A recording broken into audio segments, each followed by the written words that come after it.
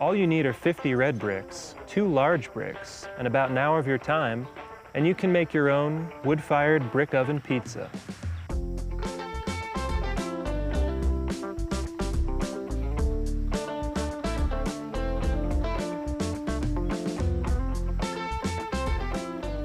So we've got 3 red bricks on these 2 ends, and then 3 more going across the back.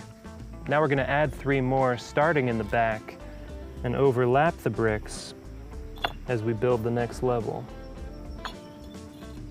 And now you'll just have room for 2 more to connect the back. Now for the 3rd level, we're just going to repeat what we did for the 1st level.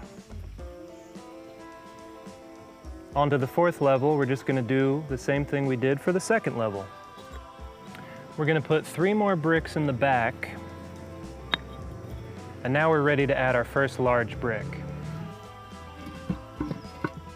When you put the large brick on, make sure you leave a gap in the middle so the heat can come up through that gap and heat the top of the pizza. Now we just got to stack a few more bricks and then put the last large brick on. So just 2 more levels here. Repeat the pattern on the back wall.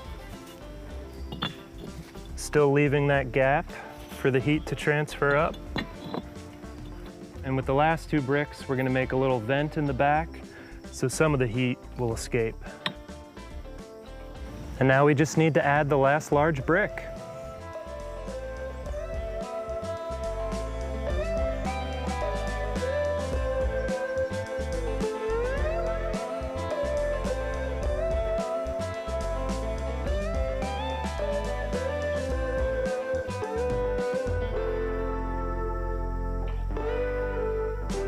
It won't take long to get a feel for when your oven is ready, but for the most accurate temperature reading, you'll need an infrared digital thermometer.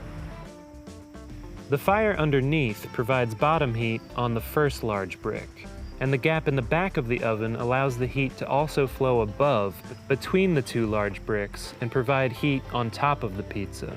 It heats quickly and thoroughly, and gives the pizza that classic wood-fired crust. I put cornstarch on the pizza pan before I add the dough and assemble the pizza. The cornstarch allows the pizza to slide smoothly off the pan into the oven. Slide the pizza into the oven and let it cook. Every minute or 2, take a look at the bottom of the crust and see how the cheese is melting on top. If you leave the pizza sitting on the brick oven long enough, you'll eventually get a nice black char on the bottom of the crust. Usually, I take it out before it gets charred. I made a simple margherita pizza with tomato sauce, mozzarella cheese, and fresh basil. For your wine, look to lighter, less tannic reds or even a white. I've got a fruit-driven red from Sicily. Its soft texture gets a lift from the acidity of the tomatoes and the creamy tang of mozzarella.